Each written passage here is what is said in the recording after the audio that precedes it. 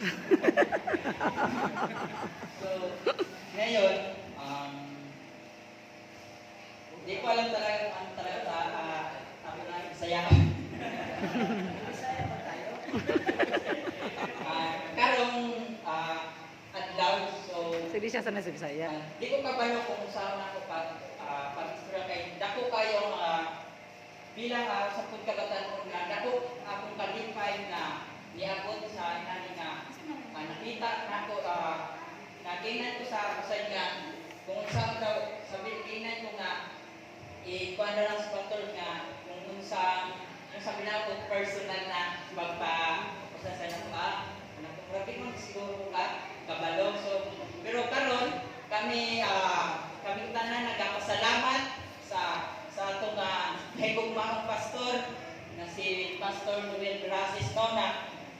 bisa mo sa usa ka batayon nga dako kayo kung kalipay nga kita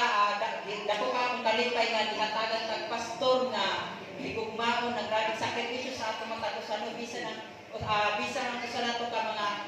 kita na mga miyembro nga mga kahigulo pero si pastor wala siya nga isurrender sa ato no nga bisan nga lalo na sa mga kapatanunan nga nagapangluya pero si pastor na gihatagan siya sa Ginoong pag higugma ka nato mga igsuno na si pastor dili siya nagaluya para sa pagpahinungdon sa matagal ba nato na kita bisa kahit ulo si pastor wala gyud surrender para pagpahinungdon sa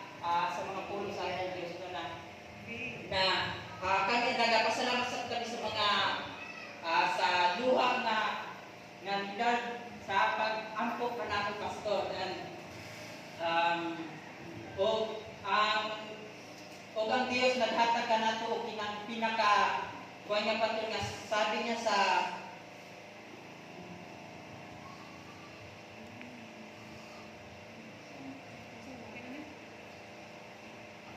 Jeremiah 3 verse 15 ang sabi, bibigyan ko kayo ng mga pastor ayon sa aking kalooban, nakakandili sa inyong kaalaman at kaunawaan. So, sa pamagitan ni pastor, gihatagan ta mga ginahatagan ta o ginapahinuntun kita sa Dios nga katulad sa so kung napa si Kristo nga sa yuta mga kaigsoon na niya siya nga rin upang manumuno sa ato nga lalo sa nanganawala ng mga tupa iya ginapangitao o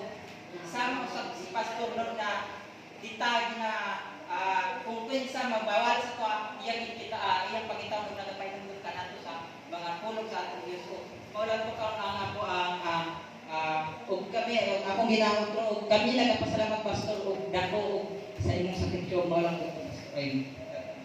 ug maayong buntag. Amen.